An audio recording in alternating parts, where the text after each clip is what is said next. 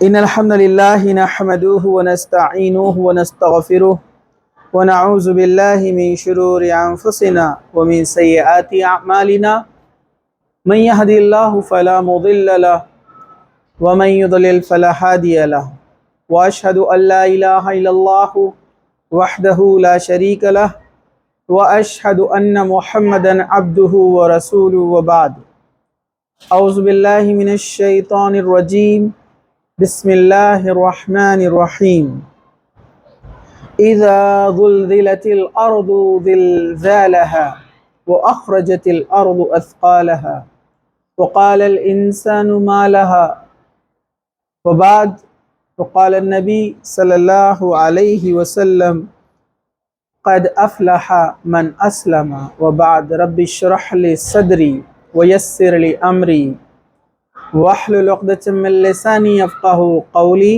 اما بعد۔ ہر قسم کی تعریف اللہ رب العزت کے لیے ہے جو تمام جہانوں کا پالنے والا ہے، اور درود و سلام ہو ہمارے پیارے نبی محمد رسول اللہ صلی اللہ علیہ وسلم پر۔ الحمدللہ پچھلے بار ہم نے جو ہے قیامت کی بڑی نشانیوں میں امام مہدی کا ظہور ہونا، اس کے بعد عیسیٰ علیہ السلام کا نزول، دجال کا ظاہر ہونا، یاجوج ماجوج کا نکلنا، یہ تمام نشانیاں ہم نے جو قیامت سے پہلے آنے والی ہے اس کو ہم نے دیکھا تھا۔ انشاءاللہ آج ہم دیکھیں گے آخری مراحل میں، یعنی قیامت جب بہت ہی قریب رہیں گی اس وقت کیا معاملات رہیں گے، احادیث میں ان کی نشاندہی کیسے کی گئی ہے، یہ ون بائی ون انشاءاللہ تعالی ہم دیکھیں گے۔ ذرا دھیان سے دیکھیے۔ تو سب سے پہلے ہے پاکیزہ ہوا کا چلنا۔ ایک ہوا چلیں گی قیامت سے پہلے، ایک ہوا چلیں گی جو تمام اہل ایمان کی روحیں قبض کر لیں گی۔ اس کے تعلق سے حدیث ہے مسند احمد کی کہ حضرت عیاش بن ربی رضی اللہ عنہ کہتے ہیں کہ میں نے نبی کریم صلی اللہ علیہ وسلم کو فرماتے ہوئے سنا کہ قیامت سے پہلے ایک ہوا چلیں گی جس میں تمام مومنوں کی روحیں قبض کر لی جائیں گی۔ اسے احمد نے روایت کیا، یعنی تمام مسلمان مر جائیں گے۔ روحیں نکل جانے کا مطلب کیا ہے؟ مطلب ان کی موت ہو جائیں گی۔ تو جتنے بھی نیک لوگ ہیں ان کی روحیں جو ہے نکال لی جائیں گی، یعنی ان کو موت آ جائیں گی۔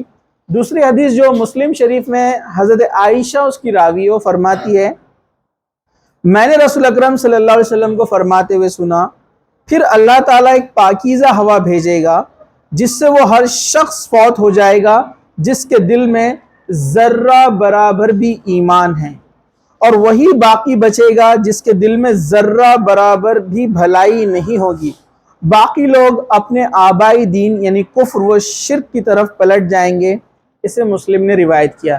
یعنی قیامت جب آئیں گی اور جب وہ ہوا چلیں گی اس میں جس کے دل میں ذرہ برابر بھی ایمان ہے اللہ تعالیٰ ان سب کو ختم کر دے گا، اور جو لوگ بچیں گے وہ دنیا کے بدترین لوگ ہوں گے، مطلب ان کے اندر ذرہ برابر بھی بھلائی نہیں ہوں گی، ایمان تو دور ہے، کوئی خیر اچھی چیز بھی ان کے دل میں باقی نہیں رہیں گی۔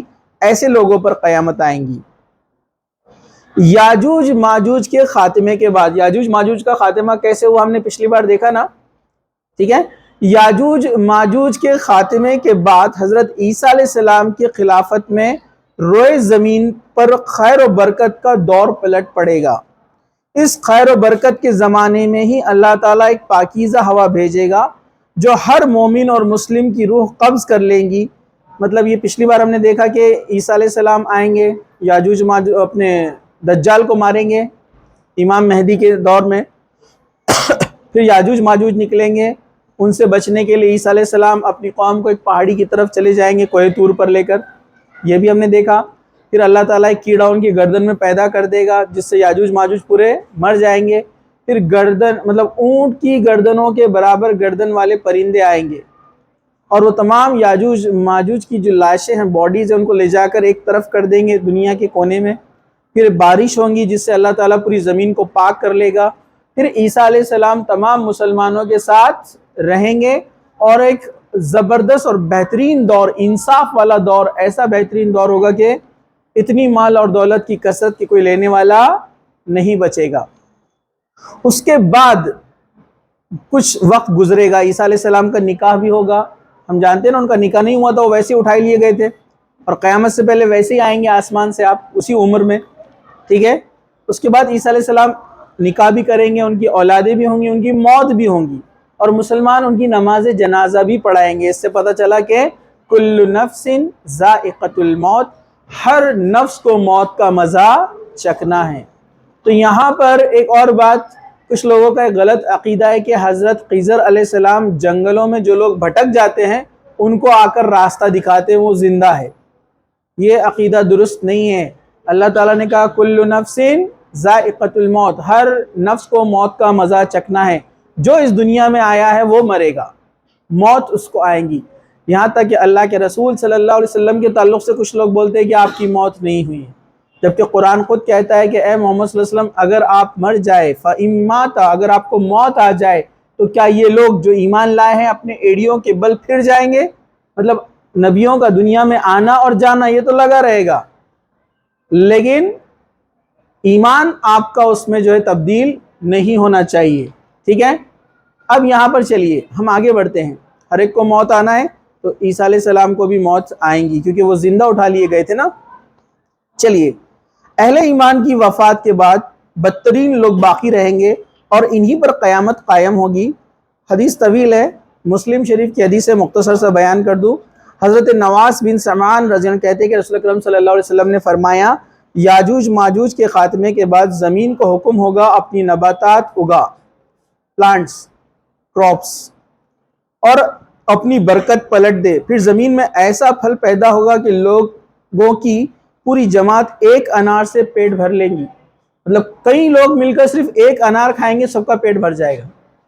اتنے بڑے پھل اور اتنے اچھے اچھے جو ہے فروٹس، نباتات وغیرہ اگیں گے، اور اس کے چھلکے سے محل بنا کر اس کے سائے میں بیٹھیں گے۔ ایک انار کا جو چھلکے بچیں گے نا اس سے محل بنایا جائے گا، اتنا بڑا انار رہے گا وہ، ٹھیک ہے۔ دودھ میں اس قدر برکت ہوگی کہ ایک اونٹنی کے دودھ لوگوں کی پوری جماعت کے لیے کافی رہیں گے۔ ایک بڑا گروپ، صرف ایک اونٹنی سے نکلا ہوا دودھ ان کے لیے سفیشینٹ ہو جائے گا، ٹھیک ہے۔ اسی طرح ایک گائے کے دودھ میں پورے قبیلے کے لوگ دودھ پی لیں گے، اور ایک بکری کے دودھ میں ایک خاندان کے لیے کافی ہو جائے گا۔ لوگ اس طرح کی زندگی بسر کر رہے ہوں گے کہ اللہ تعالیٰ اچانک ایک پاکیزہ ہوا بھیجے گا جو لوگوں کے بغلوں کے نیچے تلے سے گزریں گی اور ایسا اثر پیدا کریں گی ہر مومن اور مسلم کی روح قبض کر لی جائیں گی، اور بدترین لوگ باقی رہ جائیں گے، اور انہی پر قیامت قائم ہوں گی۔ مسلم شریف کی حدیث ہے۔ تو یہ ہوا اس پاک ہوا کا ذکر۔ اب ہم آگے بڑھتے ہیں۔